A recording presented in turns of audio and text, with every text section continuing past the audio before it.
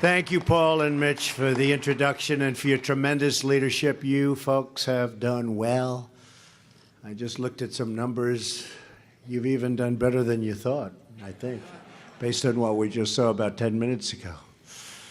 And I want to thank you to the governor of this incredible state, my very good friend, Jim Justice, and his wonderful wife, Kathy, who are with us. And Jim is now a proud member of the Republican Party. He was a Democrat. He switched over, right? You don't see that too often. Maybe we'll see it more and more, but thank you, Jim. And the hotel is beautiful and everything's beautiful. We appreciate it. It's great to be among so many friends for the second time this week. Tuesday was an incredible evening as we were all inspired. And I really mean that. We were inspired by America's heroes and uplifted by everyone who has sacrificed in the fight for freedom. They were and are incredible people that we saw that night, and tremendous courage. And one of the people, I have to say, boy, you got a very big hand, Steve. Steve Scalise. A great hand. And we're all truly blessed to be Americans. Before going any further, I want to send our prayers to everyone affected by the train accident yesterday, and especially to the family of the person who was so tragically killed. Our thoughts are with the victims and their loved ones, and thank you. With us today on stage is our incredible leadership team, and they really have. If you look, you just look at what's happened in the last short period of time. Without them, I could have never won the presidency, I guess. I don't know. Could I have won the presidency without them? Steve, yes, right? I don't know. But they become very good friends, and we're now in battle together and in friendship together. Senate Majority Leader Mitch McConnell. Thank you, Mitch. Great guy. That was a big win we had, Mitch. Senate Majority Whip John Cornyn. John, thank you. Great job. House Majority Whip Steve Scalise. Again, Steve, thank you. House Majority Leader Kevin McCarthy. Kevin. Chair John Thune and House Conference Chair Kathy McMorris Rogers. Did they forget your name, John? I don't know. What's going on here? John Cornyn, everybody knows. They didn't put his name up, but that's okay. That's the first time that's ever happened. Hey, John, that'll never happen again. Working together, we've accomplished extraordinary things for the American people over the last year. And I really believe this is just the beginning. You know, Paul Ryan called me the other day, and I don't know if I'm supposed to say this, but I will say that he said to me, he has never, ever seen the Republican Party so united, so much in like with each other. But literally, the word united was the word he used. It's the most united he's ever seen the party, and I see it too. I have so many friends in this group, and there is a great coming together that I don't think either party has seen for many, many years. So, right? Yep. That's good. I was hoping he wouldn't deny that, but he did. He called me, and I thought it was very nice. So thank you, Paul, very much. Every day, we're removing government burdens and empowering our citizens to follow their hearts and to live out their dreams. The priorities of Republicans in Congress are the priorities of the American people. We believe in strong families, and we believe in strong borders.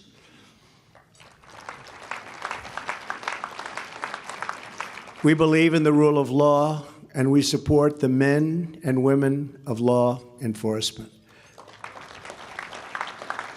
We believe every American has the right to grow up in a safe home and attend a good school and have access to a really great job. And we know that for Americans, nothing, absolutely nothing, is out of reach, because we don't know the meaning of the word quit. We don't quit, and the Republican Party certainly hasn't quit.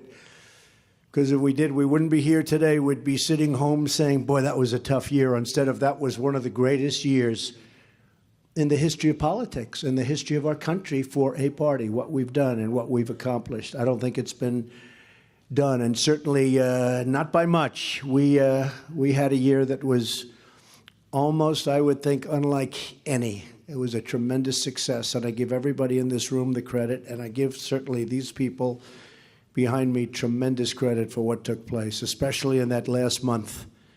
That was a month of tremendous pressure, and that was people that were able to act under pressure, my favorite type of person. They were able to act under tremendous pressure. So I just want to thank you all, because that's what it was all about. And, you know, it was interesting. While we had a great year, we weren't being given credit for it. Regulations at a level that nobody's ever done. In 1 year, we knocked out more regulations than anybody. Supreme Court justice, judges all over. So many different records, so many successes. But when we got the great tax cut bill, and we call it the Tax Cut and Jobs Bill, we got that. It was like putting it all in a box and wrapping it with a beautiful ribbon.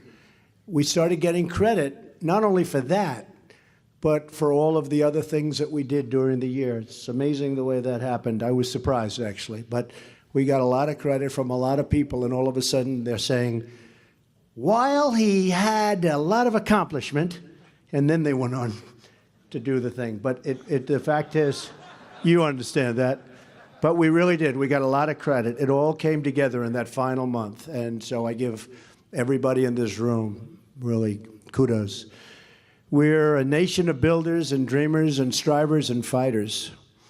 And together we're building a safe, strong, and very proud America. Already since the election, we've created 2.4 million jobs. That's unthinkable.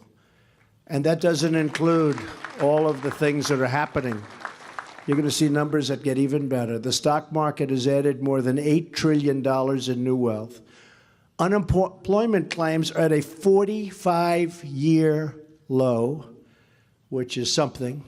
After years of wage stagnation, we are finally seeing rising wages. African American and Hispanic unemployment have both reached the lowest levels ever recorded. That's something very, very special. And when I made that statement the other night, there was zero movement from the Democrats. They sat there, stone cold, no smile, no applause. You would have thought that on that one they would have sort of at least clapped a little bit, which tells you perhaps they'd rather see us not do well than see our country do great. And that's not good. That's not good. We have to change that.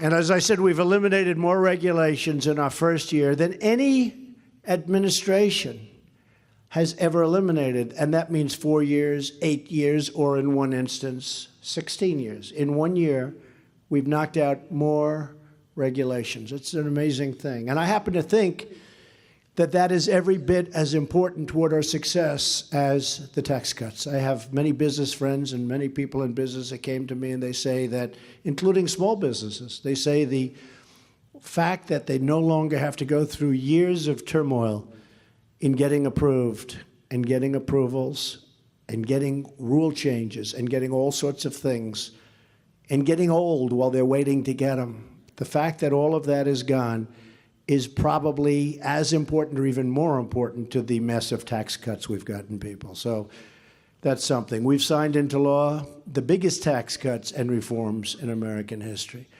And I have to say, included in there is the individual mandate. We repealed it. That's a big one. That's so big. By itself, that would be a big achievement. And we sort of take it as, well, that was included.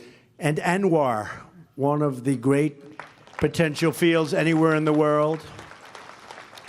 And I never appreciated ANWR so much. A friend of mine called up who's in that world and in that business, said, is it true that you're thinking about ANWR? I said, yeah, I think we're going to get it. But, you know, he said, are you kidding? That's the biggest thing by itself. He said, Ronald Reagan and every president has wanted to get ANWR approved.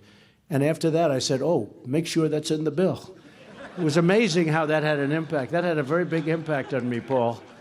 I really didn't care about it. And then when I heard that everybody wanted it for 40 years, they've been trying to get it approved, I said, make sure you don't lose ANWR. But it's great for the people of Alaska.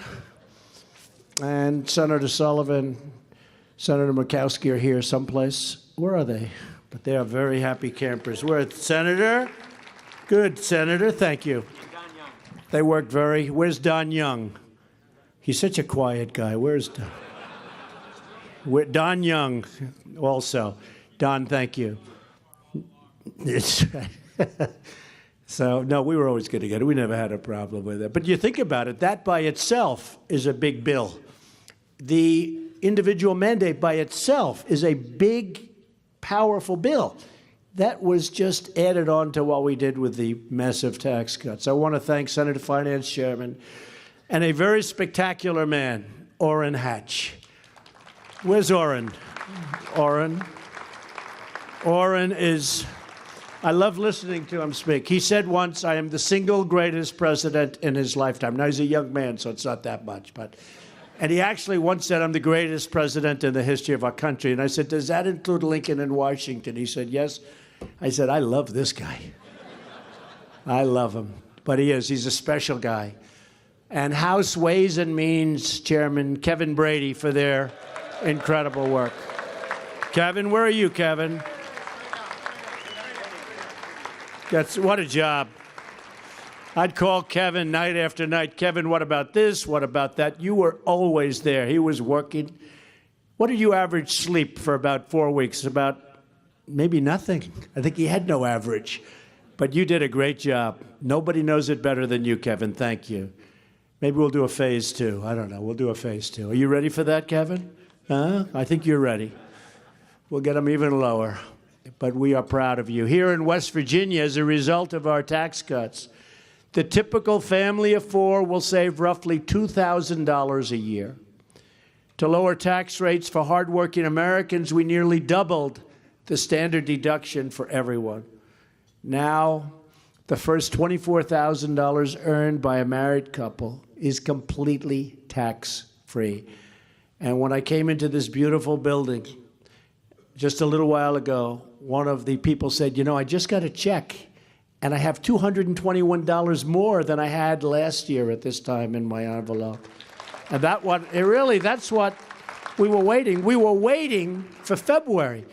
And then we got hit with these corporations giving tremendous bonuses to everybody that Nancy Pelosi called crumbs. That was that could be like deplorable. Does that make sense? Deplorable and crumbs? Those two words, they seem to have a resemblance. I hope it has the same meaning. But she called it crumbs when people are getting $2,000 and $3,000 and $1,000. That's not crumbs. That's a lot of money. We also doubled the child tax credit, and that's so helpful to so many. We've gone from one of the highest business tax rates anywhere in the world to one of the most competitive, one of the lower ones, so that our great workers and companies can compete and win against anyone. We've now given them the tools to go out and win. And that's what they're doing. And they're also pouring back. A lot of you folks, you saw Davos the other day, they're coming back.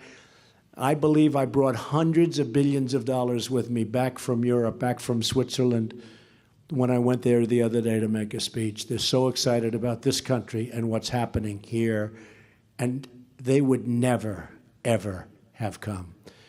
In fact, if the opposing party had won the election, you would have had tremendous new rules and regulations put on everything, and other things would have happened. And instead of going up almost 50%, your stock market, in my opinion, would have gone down 50%. I really believe that, because they were stifling it. They were getting prepared to stifle even worse than it was.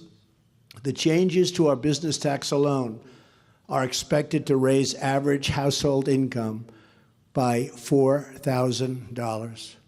Roughly 3 million workers have already received tax cut bonuses and raises totaling thousands and thousands of dollars per worker. And that's just over the past 6 weeks alone. Because of our tax cuts, Apple is investing $350 billion in the United States, they're bringing $240 billion back. $240 billion. They're going to pay a tax of $38 billion, Mitch, $38 billion. But they're going to invest a total of $350 billion. And when I first heard the number, I said, you don't mean billion, you mean $350 million. Because I've been saying to Tim Cook, Tim, we got to build plants here. You know, for $350 million, you can build a beautiful plant. But for $350 billion, they're going to build a lot of plants. And this would have never happened without us and the work you've done. And they're hiring 20,000 workers, by the way. And 2 days ago, ExxonMobil, in addition to many others, just announced that they're investing $50 billion in the United States. So the good news just keeps on rolling in, and it's going to. And I want to thank Senator Tim Scott for Opportunity Zones. Our tax plan encourages this investment. Where is Tim? What a good guy Tim is. Tim, see him over there someplace? Thank you, Tim. But we're investing in distressed communities to create more jobs for those who have too often been left behind. And Tim worked hard on that. We want every American to know the dignity of work, the pride of a paycheck, and the satisfaction of a job really well done. And we're reaching our hand all across the aisle in pursuit of common ground and common sense reforms for the good of all Americans, all Americans. We can reform our prison system to help those who have served their time get a second chance at life. And I've watched this, and I've seen it, and I've studied it. And people get out of prison, and they made a mistake. And not all. Some are very bad, but many are very good. And they come home, and they can't get a job. It's sad. They can't. They can't get a job. Now, the best thing we've done to fix that, Paul, is the fact that the economy is just booming. I mean, that fixes it better than any program we can do, anything we can do at all. But the economy is so strong now and so good, and so many companies are moving in, that I really believe that that problem, it's a big problem, is going to solve itself. But we're working on it. We can invest in workforce development, job training, and open new vocational schools because we want every American to be able to reach their full God-given potential. Vocational schools. Today you have community colleges and you have all of the... When I was growing up, we had vocational schools. And when I was going to school, I remember I was in high school and there were people in class, one person in particular, he wasn't like the greatest student. And he just wasn't. And yet I saw him one day and he was able to fix a car engine blindfolded. And everybody else was saying, that's amazing how talented he is. He had a different kind of a talent. And we should have vocational schools. You learn mechanical, you learn bricklaying and carpentry and all of these things. We don't have that very much anymore. And I think the word vocational is a much better word than, in many cases, a community college. A lot of people don't know what a community college means or represents. So we're working very hard on vocational schools so that when all these companies move into this country, we're going to have a workforce that knows exactly what they're doing. In addition to that, when they move in, we're giving them incentives to also train people themselves, because in many ways, that's the best way to do it. In Wisconsin, we have a great company moving in. They make all of the Apple iPhones, and they're going to have a big program. They're going to have a tremendous program to teach people how to do this, because it's a whole new skill, and it'll be very successful. We can reduce the price of prescription drugs and ensure that terminally ill patients have a right to try. So important, right to try. You know, those drugs, they sit in there for 12, 13, 14 years, and a person's terminally ill. They have 2 months left. And under the old system, they don't want to give them even an experimental medicine because they're afraid they're going to be hurt. Well, they're not going to be around for 2 months. So they'll sign a waiver, and we're going to give them the hope of finding something. You have people, and I've known people like this, they travel all over the world to try and find a cure. And we have great experimental drugs, but it'll be years before they come onto the market. So it's called Right to Try, and I hope you folks can approve it, and I hope you agree with it, but I think it's so important. It's so important. And Scott Gottlieb is heading it up, and Or the other thing you get is you learn pretty quickly how effective it is. Does it work? But you learn it really very quickly. So right to try. We can fix bad trade deals and negotiate new ones that are fair. And the most important word to me on trade is reciprocal. Because we have deals where companies will send in a motorbike, we charge them nothing. But when we send a Harley Davidson or a motorbike to those countries, they charge us 100% tax. That's not fair. So they'll send their motorbikes or something into us 0. We send it to them 100%. That's not fair trade. That's not fair. So I like the word reciprocal. If they're going to do it to us, we're going to do it to them. And what's going to happen is your numbers are going to either come down or we're going to make a lot of money. And either one is okay as far as I'm concerned. We can rebuild our crumbling infrastructure, and we will. Streamline the horrible approval process. Roadways that take 12, 13, 14 years to get approved. We used to build them in 3 months, and now it takes years and years of approvals. We're going to bring that down, ideally to 1 year. It's 2 years is our goal, but 1 year is our real goal. And we can get it done under budget, and we want to get it done ahead of schedule, because you don't have too many of them. Under budget and ahead of schedule. We can deliver for our police, our veterans, and our brave service members. And finally, after decades of waiting, we can finally pass immigration reform that protects our country, defends our borders, and modernizes our immigration rules to serve the needs of American workers and of American families. So important. One of the strengths of the Republican Party is that we're a big tent with many diverse views, but the one thing we can all agree on, and that's that in every decision, we make it our highest priority to serve and to protect the American people. We want an immigration policy that's fair, equitable, but that's going to protect our people. We want people coming in to our country based on merit and based on the fact that they are going to love our country and they respect our people in our country. We don't want visa lottery. Pick a lottery ticket. Pick a lottery. We don't want that. So we want it based on merit. We have a chance now to pass into law the immigration reforms that the American people have been demanding for decades and that many of you have been working on for your entire careers. We have a great opportunity as a Republican Party. As the Republican Party, we have a great opportunity. We're getting very little help from the Democrats, but I hope after I leave this room, we're going to get a call from these people, say, let's go. You know, they talk a good game. We have to get help from the other side, or we have to elect many more Republicans. That's another way of doing it. Really, that's another way of doing it. And based on the numbers we just saw, we have a real chance of doing that. You know, 18 is going to be very interesting, but we've got to do one or the other. Either they're going to have to come on board, because they talk a good game with DACA, but they don't produce. And so either they come on board, or we're just going to have to really work, and we're going to have to get more people so we can get the kind of numbers that we need to pass in a much easier fashion legislation. And to get it done, we'll all have to make some compromises along the way to get it done this way. Now, to get it done the other way, if we win more, we don't have to compromise so much. Okay? With the tax bill, we got what we wanted because we had essentially a unanimous vote. But we have to go and we have to get it done and get it done properly. And we're going to have to compromise unless we elect more Republicans, in which case we can have it just the way everybody in this room wants it. We have to be willing to give a little in order for our country to gain a whole lot.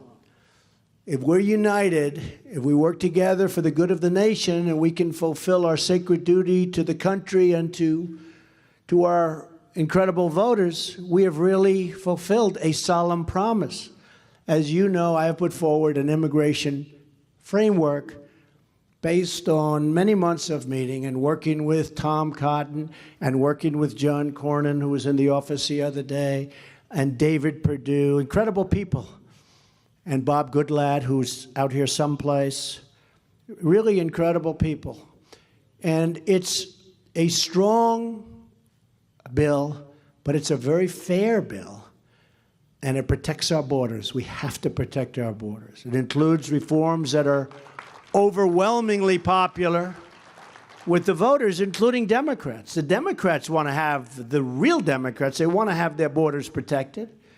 But it includes Democrats, independents, Republicans. Americans want an immigration system that works for everybody, and they want safety. And by the way, they also want a strong military. And we have to be very powerful on our military. You know, our military has been depleted over the last long period of time. Even beyond Obama, it's been depleted. We've got to build up. This should not be a party thing. This should be common sense. Without our military, we might not be here talking. We have to have a strong military. And I think we're very much on our way from the one standpoint. We're going for funding, which we need, and I think we'll get it. But we have a lot of fighting on that from the other side, and we can't even think about it. We need a strong and powerful military, and we're going to have far more powerful than we were ever before. Nearly 7 in 10 Americans support an immigration reform package that includes a permanent solution on DACA. I mean, I've been hearing about DACA for so many years. Some people call it dreamers. It's not dreamers. Don't fall into that trap. It's just much different than dreamers. And I said the other night, you know, we have dreamers too. We have dreamers in this country too. We can't forget our dreamers. I have a lot of dreamers here. But DACA, we want to take care of DACA, and I hope we will. We need the support of the Democrats in order to do it, and they might not want to do it. They talk like they do, but I don't think they do, but we're going to find out very soon. We want something that is very, very tough and strong in terms of the border. We need to end chain migration, and we need to cancel the terrible visa lottery. And those are the 4 pillars that I talked about the other night. We call them the White House framework, a plan that will finally bring our immigration system into the 21st century. The Republican position on immigration is the center, mainstream view of the American people with some extra strength at the border and security at the border added in. What we're asking for and what the American people are pleading for is sanity and common sense in our immigration system. We want immigration rules that protect our communities, defend our security, and admit people who will love our country and contribute to our society. I know that the Senate is planning to bring an immigration bill to the floor in coming weeks. And I'm asking that the framework we submitted, with great flexibility, working with both parties, that something very positive will come out of it for our country, for everybody, for our country. And I think that can happen. If the Democrats choose to filibuster a framework that includes a generous path to citizenship or something that is not fair, we are not going to approve it. We're just not going to approve it. So we'll either have something that's fair and equitable and good and secure, or we're going to have nothing at all. And this has been going on for many years. It doesn't make sense, however, to have nothing at all, because this is something that people want. So we will be demonstrating that we are very, very serious. One of the reasons I gave a number that was, I thought, a very generous number was because I wanted to see whether or not they were interested in approving that. Because if they don't approve something within that sphere, that means, very simply, that they're not looking to approve it at all. They want to use it for an election issue, but it's now an election issue that will go to our benefit, not their benefit.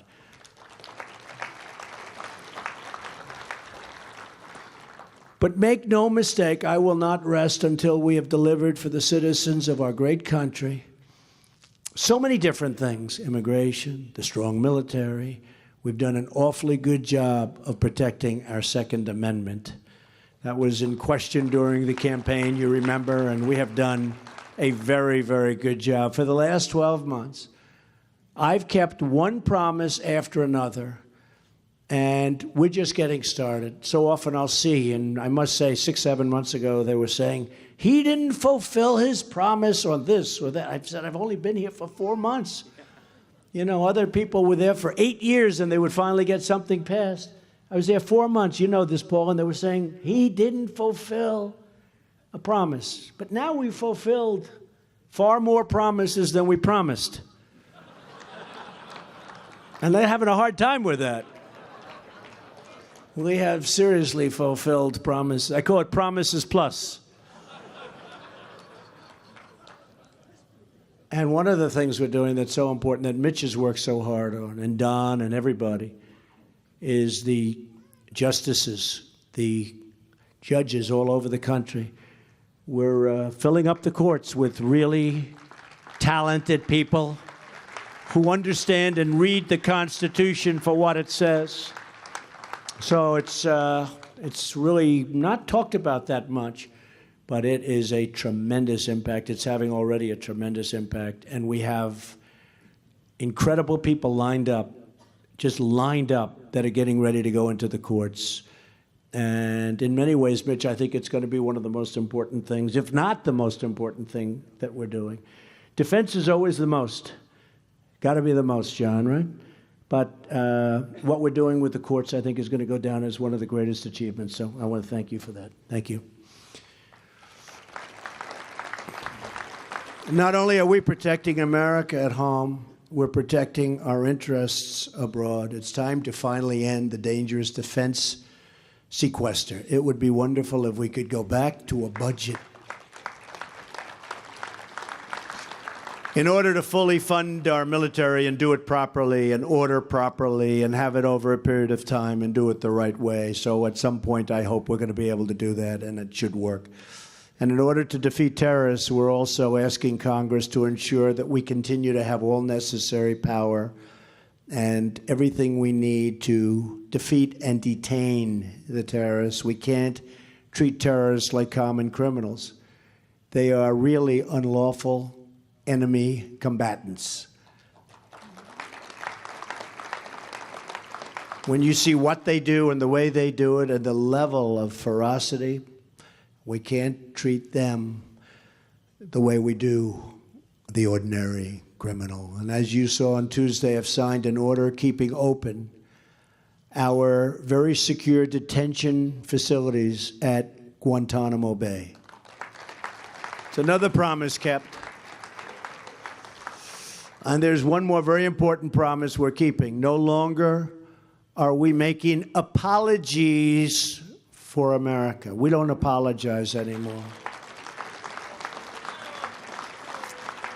We're proud of our history, we're confident in our values, and we're grateful to our heroes. And we are determined to create a brighter future for all of our people. We are restoring the bonds of love and loyalty that unite us all, as friends, as neighbors, as citizens, as Americans. Because when Americans are united, nothing at all, nothing can stop us. We win. As I said the other night, we are a nation that built the Empire State Building in 1 year. Actually, to be exact, we built it in less than a year. Would you believe it? Working 24 hours around the clock. We built the Hoover Dam in record time. We built the Golden Gate Bridge. We linked our nation together with railroads and highways. We dug out the Panama Canal. We're the nation that won 2 world wars, defeated fascism and communism, and put satellites into space and planted our great American flag on the face of the moon. We've healed the sick, cured disease, and cared for the poor like no other nation. We've lifted millions into prosperity and delivered millions into freedom. This is our legacy. This is our birthright. And this is the foundation on which we build our very glorious future. Because together, we are indeed making America great again. Thank you, and God bless you all. Thank you very much. Thank you.